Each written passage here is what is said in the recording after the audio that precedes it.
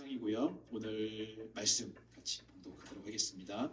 요한복음 5장 1절에서 10절 말씀입니다. 요한복음 5장 1절에서 10절 말씀.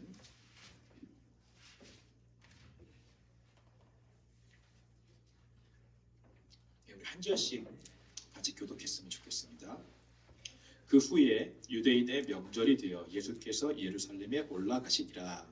예루살렘에 있는 양문 곁에 우리말로 베데스다라는 곳이 있는데 거기 민각 5이 있고 그 안에 많은 병자, 맹인, 다리 저는 사람, 혈기 마른 사람들이 누워 물의 움직임을 기다리니 이는 불사가 가끔 곳에 내려와 물을 움직이게 하는데 움직인 후에 먼저 들어가는 자는 어떤 병에 걸렸든지 낫게 되리라. 거기에 38폐 된 병자가 있더라.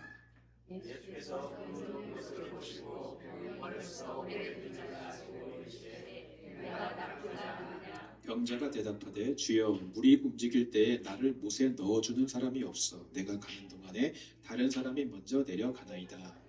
예수께서 이르시되 일어나 내 자리를 들고 걸어가라 하시니 그 사람이 곧 나와서 자리를 들고 걸어가니라. 이날은 안식일이니 유대인들이 병 나은 사람에게 이르되 안식일인데 내가 자리를 들고 가는 것이 옳지 아니니라. 오늘 본문에 38년 된 병자가 나오고 있습니다. 어떤 병인지는 성경에 자세히 나와 있지 않기 때문에 무슨 병에 걸렸는지는 정확하게 저희가 알 수가 없습니다. 그러나 분명한 것은 그 당시에는 고칠 수 없는 불치병이었고 그렇기 때문에 38년 동안이나 이 병자는 그 병으로 인한 고통과 아픔 속에서 죽음을 기다리며 살아갈 수밖에 없는 그런 운명이었다고 하는 거죠. 몸이 아파 보신 분들은 아마 잘 알겠지만 이 병이라고 하는 것이 사람을 굉장히 힘들게 하고 또 고통 가운데 있게 합니다. 저도 살아오면서 가장 몸이 아팠던 적이 딱 한 번 있었는데 이제 한국에 있었을 때 신종플루라는 병에 한번 걸린 적이 있습니다. 아마 미국에 사시는 분들은 잘 모르실 수도 있어요. 근데 한국에서도 초반에 그때 백신을 맞지 못한 사람들은 많이 죽었던 병이 이제 신종플루였습니다. 근데 제가 유학을 준비하던 때였는데 한 12년 전이었습니다. 공부를 하다가 이 병에 걸린 거예요. 열이 막 40도까지 오르고 코와 목은 아프고 머리는 빙빙 돌고 정말 아무것도 할 수 없는 그런 병이었습니다. 제가 먹는 것을 정말 좋아하는데 이렇게 생겼잖아요. 제가 먹는 것을 정말 좋아하는데 그때 처음으로 제가 먹다가 음식을 남겨봤어요. 몸이 너무 아프니까 여러분들은 별로 안 놀라시는데 저한테 굉장히 큰일이거든요.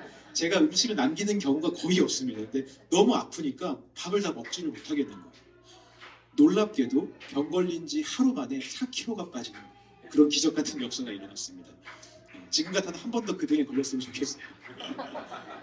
하여간 정말로 그 병에 걸린 그 일주일 동안은 너무너무 힘든 시간을 보냈어요. 고통스러웠어요. 너무 아프고 아무것도 할 수 없이 그냥 누워서만 그렇게 지낼 수밖에 없는 그런 시간이었습니다. 일주일간을 알아도 그렇게 아프고 그렇게 힘든데 오늘 일평생을 이 병 때문에 힘들어했다면 그 사람의 인생은 어땠을까요? 38년간이나 이 병 때문에 고통스러워했고 힘들어했고 어려웠다면 이 사람의 인생, 삶은 어떤 삶이었을까요? 이 원인을 알 수 없는 병이 이 병자의 모든 고통의 원인이고 이유였다라고 하는 것입니다. 여러분들이 만약 이런 병에 걸렸다면 어떠실 것 같으십니까? 지금 우리가 다 건강하니까 잘 못 느끼실 수도 있습니다. 근데 만약에 지금 절대로 여러분들이 고칠 수 없는 그런 병에 걸려서 평생을 이 병 때문에 고통을 받아야 된다면 여러분들의 삶은 어떠실 것 같으세요? 사실 오늘 예수님을 알지 못하는 많은 세상의 사람들이 이런 병을 다 안고 살아가고 있습니다. 이런 불치병을 안고 살아가고 있어요. 그 병이 무엇일까요? 바로 죄라고 하는 아주 무서운 영적인 병입니다. 절대로 고칠 수 없는 병이에요. 자, 그러면 세상 사람들은 이렇게 이야기를 해요. 나는 그 죄 때문에 그렇게 힘들지 않은데, 나는 그 죄라는 병 때문에 그렇게 고통스럽지 않은데, 나는 이 땅에서 편안하게 잘 먹고 잘 살고 있는데 왜 그럴까요? 그 사람들이 이렇게 이야기할 수 있는 이유는 자기가 아직 죄라고 하는 이 고칠 수 없는 병에 걸렸다는 사실을 모르고 있기 때문에 그렇습니다. 다시 말하면 내가 죄인이라는 사실을 아직 모르기 때문에 그래요. 죄라는 병의 심각성을 모르는 거죠. 불치병에 걸린 환자도 자기가 병이 걸렸다는 사실을 알기 전까지는 괴롭지 않습니다. 이 땅에서 편안하게 즐기면서 잘 살고 잘 지내요.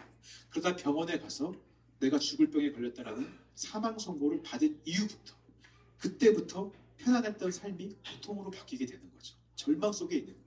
하루하루 죽음에 대한 공포를 안고서 이제 살아가게 되는 것입니다. 흔히 죽음을 받아들이는 심리학적 단계가 5가지 단계가 있다고 학자들은 이야기를 합니다. 첫 번째가 뭐냐면 내가 이제 곧 죽을 것이다 라는 이야기를 처음 들었을 때 첫 번째 단계가 뭐냐면 부정의 단계예요. 아, 그럴 리가 없다. 이건 진단이 잘못된 것이다. 의사가 오진한 것이다. 내가 어떻게 죽어? 난 그럴 리 없어. 막 부정하는 거죠. 두 번째 단계는 분노의 단계입니다. 왜 하필 나일까? 저렇게 다른 사람들 나보다 죄 짓고 이 땅에서 나쁜 짓 하고 하는 사람들 잘만 사는데 왜 내가 죽어야 되는가? 분노하는 거죠. 신에게 분노하고 내 주변 사람들에게 분노하고 이 모든 상황들에 대해서 분노의 감정을 막 표출하는 것입니다. 세 번째는 타협의 단계예요. 어떻게든 이제 자신에게 닥친 이 불행을 해결해 보려고, 이 시간을, 생명의 시간을 조금 더 연장해 보려고 애를 쓰는 것입니다. 뭐 신에게 빈다든지, 내가 회개를 해본다든지, 뭐 봉사활동을 해본다든지, 자신의 노력에 대한 대가로 생명의 연장과 구원의 어떤 이런 것들을 얻으려고 노력하고 애쓰는 단계가 타협의 단계라고 해요. 그 다음에는 이제 네 번째가 우울의 단계입니다. 무엇을 해도 내 상태를 스스로 해결할 수 없다는 사실을 알게 되고, 그런 자신의 상태에 절망하면서 슬퍼하면서 아주 깊은 심적인 우울증의 단계로 이제 빠져들어가는 거죠. 고통스러워하는 거예요. 그리고 마지막 단계가 이제 수용의 단계입니다. 모든 것을 다 포기하는 거죠. 자포자기. 그냥 그렇게 죽음을 기다리고 받아들이게 되는 단계입니다. 자, 이런 단계가 영적으로도 똑같이 우리에게 나타나고 있습니다. 자신이 죄인이라는 사실을 처음 들은 사람들은 다 부정합니다. 처음에는. 특히 교회 생활을 오래 하신 분일수록 더 이 부정이 강하게 나타나고, 직분자일수록 더 부정하죠.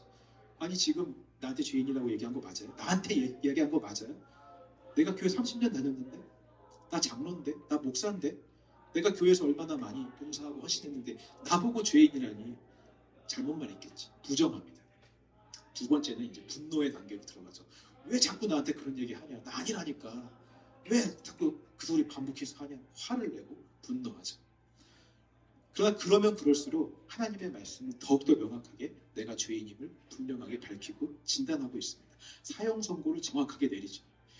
세 번째로 타협의 단계로 들어가요. 아, 그러면은 내가 죄인이면 내가 좀 더 열심히 할게. 좀 더 내가 성경 많이 보고, 좀 더 봉사 많이 하고, 내가 좀 더 교회 일 열심히 하고 착한 일 많이 할게. 노력과 헌신의 대가로 구원을 요구하기 시작합니다.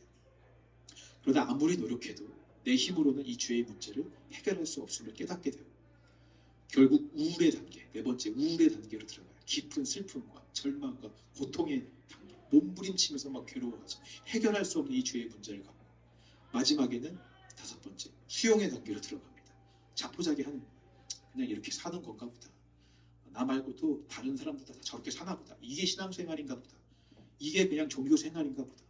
죄의 문제를 해결하지 못하고 그냥 그렇게 살아가는 것이 당연한 거라고 받아들이면서 그렇게 살아가는 사람들이 너무나 많다라고 하는 것입니다. 저는 제가 고등학교 때 처음 이 사망선고 진단을 받았어요. 그 전까지는 저도 교회에서 목사님이 뭐 아무리 이야기를 하고 선생님이 얘기를 해도 내가 죄인이라는 사실이 믿어지지 않았습니다. 나는 건강한데, 내가 이렇게 착하게 사는데 내가 왜 죄인이야? 그러나 예배를 드리면 드릴수록, 이 말씀을 보면 볼수록, 내가 말씀대로 살아보려고 노력하면 노력할수록 내가 죄인이라는 사실이 점점 더 분명하게 드러나는 것입니다. 성경이 말하는 예수 믿는 자들의 삶과 내 삶이 너무나 다른 게 분명해지는 거예요. 저는 죄를 사랑하고 있어요. 죄가 주는 그 쾌락과 즐거움을 사랑하고 있는 게 분명하게 확신이 드는 거죠. 그러니까 구원의 확신이 아니라 구원받지 않았다는 확신이 명확해지는 것입니다. 이게 교회를 나오면 나올수록, 예배를 드리면 드릴수록, 말씀을 드리면 드릴수록 분명해지니까 교회 나오기가 싫은 거예요. 교회만 나왔다 하면 이 죄로 인해 내가 죽는다는 사실이 명확해지니까 교회 나오기도 싫고 예배 드리기도 싫어지는 거죠. 많은 사람들이 교회 오면 즐겁고 기쁘고 행복하고 뭐 교제하고 위로를 받고 그 힘으로 다시 일주일을 살아간다고 이렇게 많이 이야기를 합니다. 틀린 말은 아닙니다. 교회 오면 그런 은혜들을 받을 수 있어요. 근데 그 전에 우리는 먼저 예배 가운데 진단을 먼저 받습니다. 예배 가운데 진단을 받고 말씀으로 진단을 받고 기도하면서 찬양하면서 진단을 받아요. 내가 영적으로 병에 걸렸는지 내가 죄인인지 아닌지 먼저 진단받는 게 먼저예요. 이 문제를 우리가 해결하지 않고 교회에서 그냥 사람들이랑 즐겁게 교제하며 웃고 떠드는 것은 세상에도 나가도 얼마든지 할 수 있는 거잖아요. 세상 밖에서 내가 좋아하는 취미 생활 같이 공유하는 사람들 만나서 취미 동아리 활동하면서 웃고 떠들고 얼마든지 즐겁게 교제할 수 있어요. 세상 사람들도 이건 다 하는 거예요. 근데 교회는 다릅니다. 교회 오면 먼저 진단을 받아요. 교회 오면 괴로운 것이 정상입니다. 내가 처음 죄인이고 이 죄가 내 힘으로 고칠 수 없다는 사실을 알았는데 어떻게 즐거울 수가 있어요?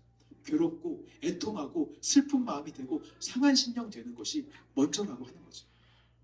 이것이 해결되었을 때, 이 문제가 해결되었을 때 비로소 누리는 것이 교제이고 즐거움이고 위로고 평안함이라고 하는 거예요.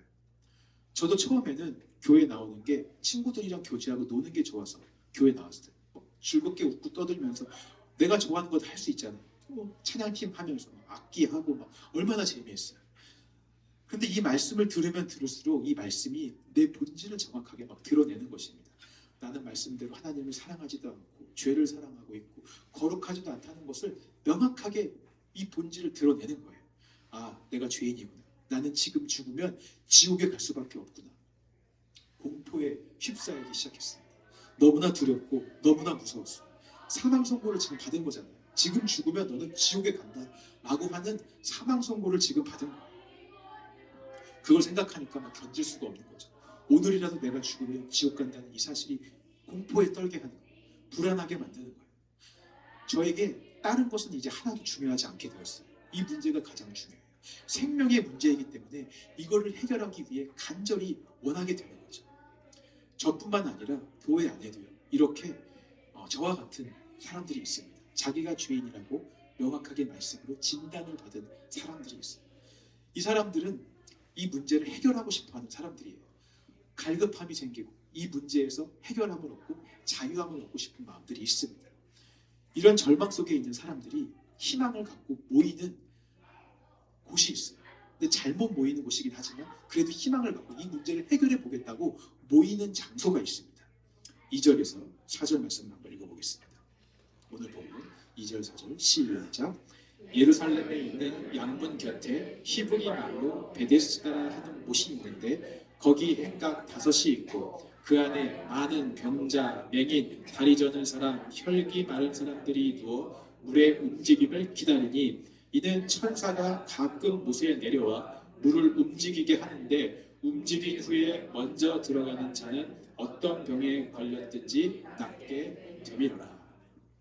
예루살렘의 양문 곁에 베데스다라는 연못이 있었대요. 이 연못에 천사가 가끔 내려와서 물을 한번 휘젓는데 그때 누구든지 가장 먼저 들어가는 자는 어떤 병이든지 다 고침을 받을 수 있다라는 전설이 내려왔다라고 하는 거죠. 소문처럼 막 퍼진 거예요. 실제로 이 연못이 정말 있었는지, 정말 천사가 내려와서 물을 휘저었는지, 연못이 정말 사람을 고쳤는지는 누구도 알 수 없어요. 그러나 중요한 것은 여기에 이 병자들, 이 절망 속에 여기 모인 이 병자들은 이것을 사실로 믿고 있었다라고 하는 것입니다. 그래서 다 거기 모여든 거예요. 거기 가면 자기의 병을 고칠 수 있다라고 다 믿고 있는 거죠. 나의 문제가 해결될 거라고 다 믿고 있는 거예요. 그런데 이 연못이 희망인 줄 알고 다 모여들었는데 마지막 소망이었는데 그 앞에서 기다리면 기다릴수록 그 연못에 오래 있으면 있을수록 더 깊은 절망 가운데로 빠질 수밖에 없었다라고 하는 거죠. 그 이유가 무엇일까요?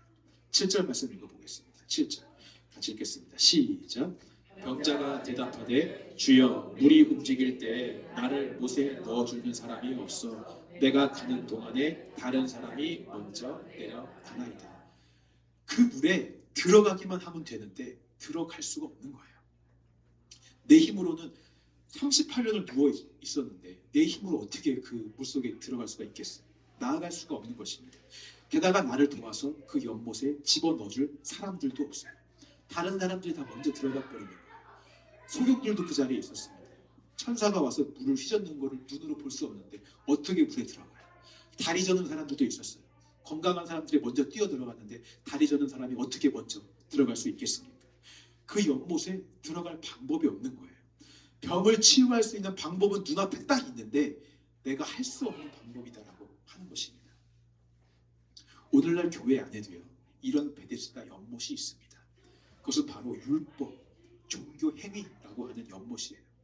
자기 죄 때문에 절망 가운데 있고 고통 가운데 있는 사람들, 어떻게든 이 죄 문제를 해결해 보고 싶은 사람들이 다 이 연못으로 모여들어요. 율법이라는 연못으로, 종교 행위라는 연못으로 다 모여들어요. 왜냐하면 사람들은 이 베데스다 연못에 모인 사람들처럼 똑같이 믿고 있어요. 율법을 잘 지키면 내가 구원받겠지. 열심히 착한 일을 하고 종교 행위를 하면 내가 구원받겠지. 그렇게 다 믿고 있는 거예요. 영적인 병자들이 다 이리로 모여듭니다.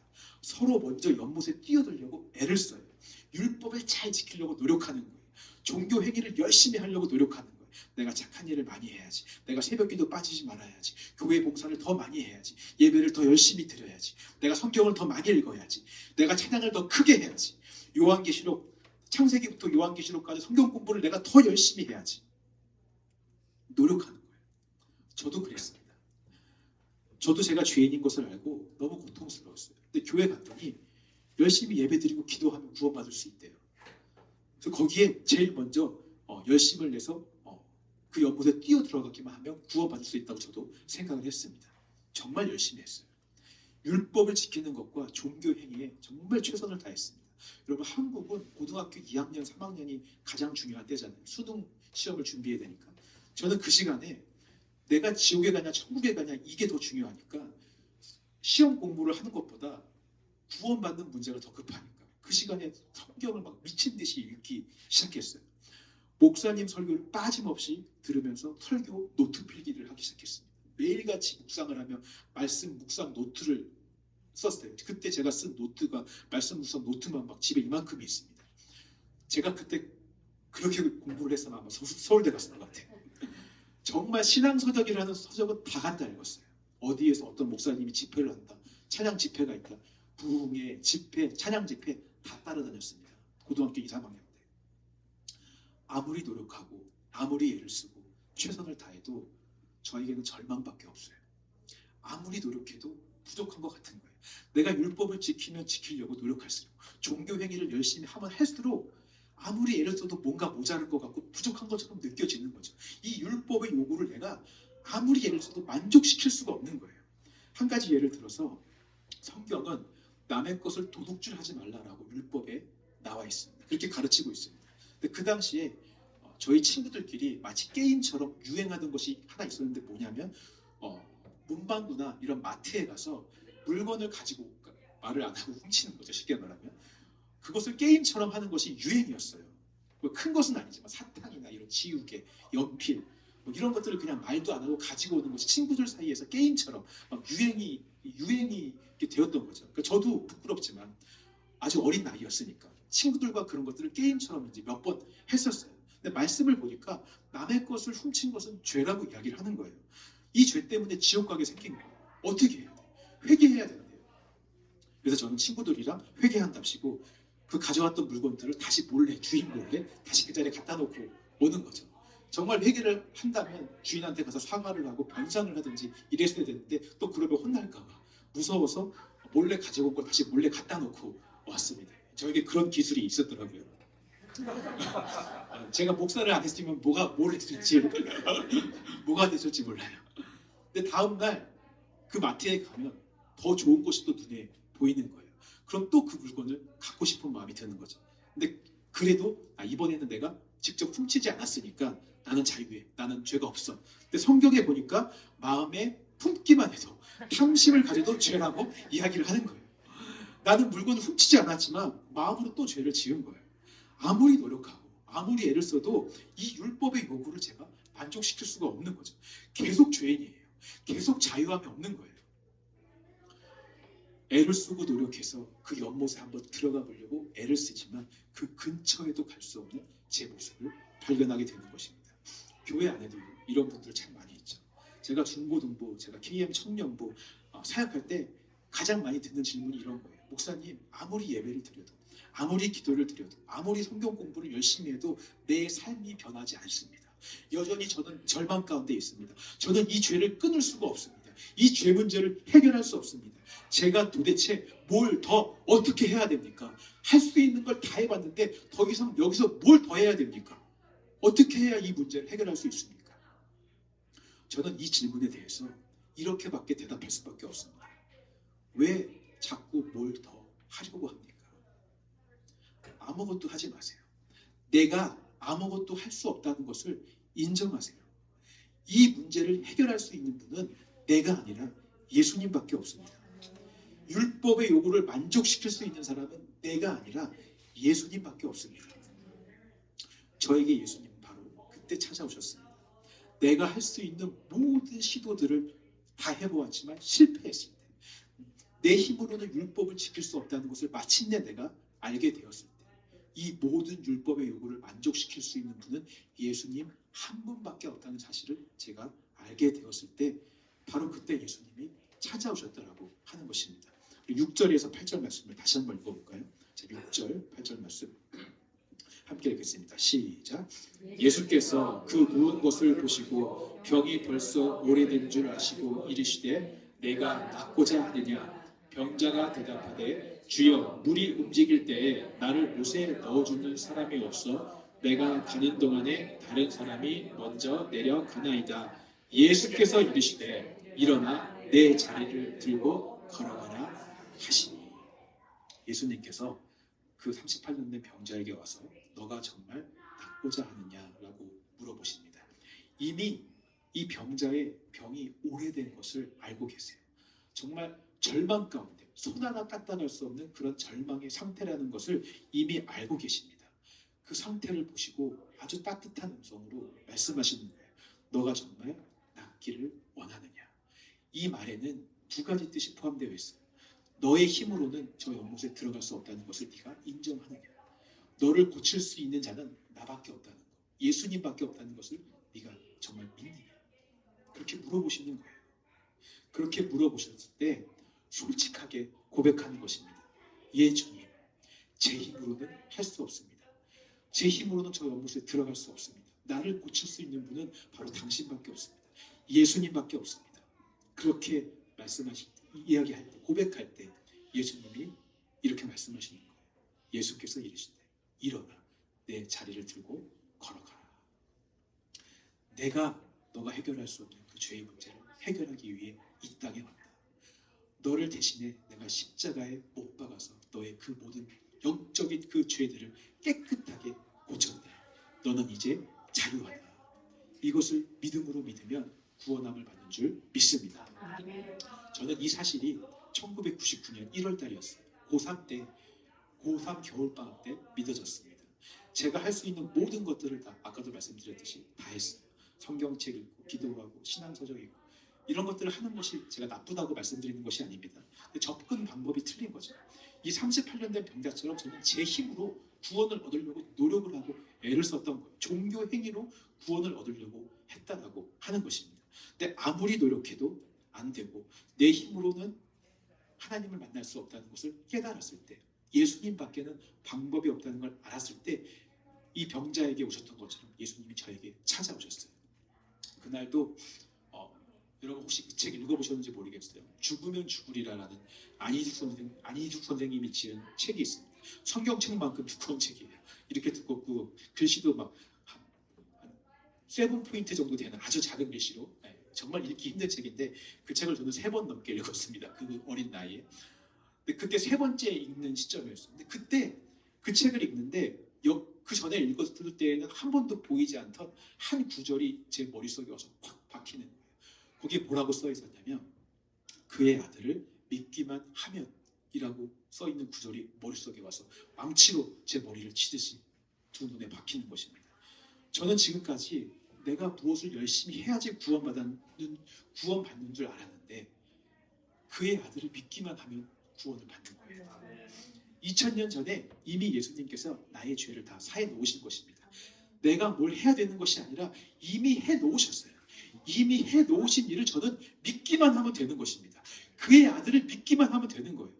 그 순간에 그 사실이 저에게 믿어지기 시작하는 거예요. 믿음이 실상이 되기 시작했어요. 보이지 않던 것들이 제 안에 들어와서 사실로 막 역사하기 시작하는 거예요. 그 전까지는 믿습니다, 믿습니다 해도 믿어지지 않던 것이 그냥 입술의 고백뿐이었는데 이제는 믿어지게 되는 거죠. 새로운 세상이 열렸어요. 자유함을 얻게 되었습니다. 근데 그 전까지는 예수님이랑 나랑은 상관없는 분이었는데 그 순간부터 내가 예수님 안에, 예수님이 내 안에 거하심이 분명하게 느껴지는, 확신이 되는 것입니다. 여기 계신 모든 여러분들이 그 은혜를 경험하셨기를 주님의 이름으로 축원합니다. 우리의 죄 문제를 해결하실 수 있는 분은 예수님밖에 없어요. 이 예수님을 믿음으로 믿는 것만이 구원함을 얻는 유일한 방법임을 여러분 믿으시기 바랍니다. 9절에서 10절 말씀 읽겠습니다. 9절 10절 시작. 그 사람이 곧 나아가 자리를 들고 걸어가니라. 이날은 안식일이니 유대인들이 병 나은 사람에게 이르되 안식일인데 내가 자리를 들고 가는 것이 옳지 아니하니라. 그럼에도 불구하고 여전히 이 놀라운 구원의 은혜를 경험하지 못하고 여전히 그 율법 아래, 그 베데스다 연못 아래에 있는 사람들이 있습니다. 교회 안에도 있죠. 유대인들, 바리새인 같은 사람들, 율법을 잘 지키는 사람들, 그들에게는 자기들이 하는 이 종교 행위가 곧 믿음이에요. 이것이 자기들을 구원해 준다고 믿고 있어요. 그러니까 지금 이 38년 된 병자가 예수 그리스도의 말씀으로 구원받고 일어난 것은 이들 눈에는 보이지 않아요. 한 생명이 구원받고 새로운 생명을 얻은 것은 눈에 보이지 않고 지금 눈에 보이는 것은 안식일을 어긴 것이 눈에 보이는 거예요. 어떻게 안식일의 병자를 치유할 수 있느냐? 율법을 어긴 것이 이들에게 더 크고 더 중요하게 느껴지는 거죠. 오늘도 마찬가지입니다. 이 베데스다 연못 아래에 있는 사람들은 이 사람들과 똑같이 반응해요. 야, 네가 어떻게 아무것도 하지 않았는데 구원을 받아? 너가 나보다 헌금을 많이 했어. 새벽 기도를 많이 갔어. 네가 나보다 착한 일을 많이 했어. 성경을 많이 읽었어. 어떻게 아무것도 안 했는데 너가 뭔가 착한 일을 해야지 하나님도 이쁘게 보시고 구원을 주시고 복을 주시지. 양심이 좀 있어라. 너는 양심이 없다. 똑같은 소리를 하는 거죠. 이런 사람들 입장에서 38년 된 병자는 다 누워 있어야 돼요. 절대로 일어나면 안 되는 사람들이에요. 다 누워 있어야만 되는 것입니다. 다 자기 자신 안에서, 예수 안에서가 아니라 다 자기 자신 안에서 구원의 근거를 찾고 있는 것입니다. 제 후배는 항상 구원의 확신이 없다고 고민해요. 지금은 모르겠어요. 이제 오랫동안 연락을 안 했기 때문에 지금은 구원을 받았는지 모르겠지만 여전히 제가 마지막에 만났을 때까지만 해도 구원의 확신이 없었어요. 자기가 뭔가 구원을 받으면 자기 안에서 어떤 느낌이 있고 뭐 체험이 있고 경험이 있고 이런 확신이 생겨야 되는데 자기 안에는 그런 것이 아무것도 없다는 거예요. 이 후배도 똑같이 구원의 근거를 자기 안에서 지금 찾고 있는 거죠. 내가 아무것도 하지 않았는데, 내가 아무것도 경험하지 않았는데 내가 어떻게 구원을 받아? 다 베데스다 연못 아래에 있는 사람들이 하는 말들인 거예요. 내 힘으로 들어갈 수 없는 연못 앞에서 내 힘으로 다 근거를 찾고 있는 것입니다. 몇 년 전의 일인데요. 제가 저희 와이프랑 둘루스에 있는 한 중국집에서 식사를 하고 있었습니다. 아주 밥을 맛있게 먹고 정말 맛있게 먹고 이제 계산을 하고 나가려고 하는데 계산대 앞에서 그 주인분이 다른 어떤 분이 음식값을 이미 계산했다는 거예요. 이런 놀라운 은혜가 살면서 잘 일어나지 않는 감사한 일이죠. 네, 이 자리를 빌어서 그분에게 심심한 감사의 말씀을 전합니다. 여러분 보통 이런 경우는 어떻게 하십니까? 이런 일들을 경험했을 때 야, 은혜다. 주신 이 선물을 그냥 누리면서 즐겁게 맛있게 먹었으면 하고 나오면 되는 거잖아요. 근데 제가 그 자리에서 저는 이 사실을 절대 믿을 수가 없습니다. 누가 감히 나 대신 음식값을 지불할 수 있단 말입니까? 내가 내야 되는 것입니다. 내가 열심히 노력하고 내가 벌어서 내가 번 내 돈으로 지불해야지 맞는 것입니다. 하면서 내가 음식값을 막 내겠다고 그 앞에서 떼를 쓴다면 거기 있는 사람들이 저를 어떻게 보겠어요? 뭐 이런 한심한 인간이 다 있지? 막 이렇게 보지 않겠어요? 예수님께서 우리가 지불해야 될 죄의 대가를 2000년 전에 십자가를 지심으로 이미 다 지불하셨습니다. 우리가 계산하려고 계산대 앞에 갔는데 이미 지불되었다는 소식을 들은 거예요. 전에 들었어요. 이미 우리가 몰랐다 할지라도 우리의 빚은 다 탕감되었고 이미 우리는 자유의 몸이 된 것입니다. 더 이상 우리는 빚진 자가 아니에요. 우리는 이 소식을 그냥 듣고 이 선물을 받고 그냥 누리면 되는 거예요. 믿음으로 믿고 즐기면 되는 거죠. 그럼 자유롭게 살 수 있는 거예요. 근데 세상 사람들은 이것을 믿지 못해요. 왜냐하면 내가 빚을 갚은 일이 없기 때문에, 내가 지불하지 않았기 때문에, 내가 갚지 않았기 때문에 내 빚이 청산되었다는 사실을 믿지 못하는 거예요. 아직도 자기 안에서 그 근거를 찾고 있는 것입니다. 예수님은 이미 여러분들의 죄를 다 지불해 주셨습니다. 말씀이 증거하고 있잖아요.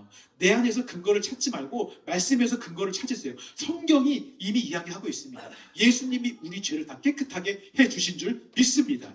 우리의 빚을 다 갚아 주셨습니다. 여러분 그렇게 믿으십니까? 우리가 그것을 위해서 무엇인가를 더 할 필요가 없어요. 더 할 필요가 없습니다. 이미 해결해 주신 그 사실을 그냥 믿음으로 믿고 누리면 되는 것입니다. 이 믿음의 역사가 여러분들에게 일어나기를 주님의 이름으로 축원합니다. 오늘 여기 계신 분들은 다 구원받으신 분이신 줄 믿습니다.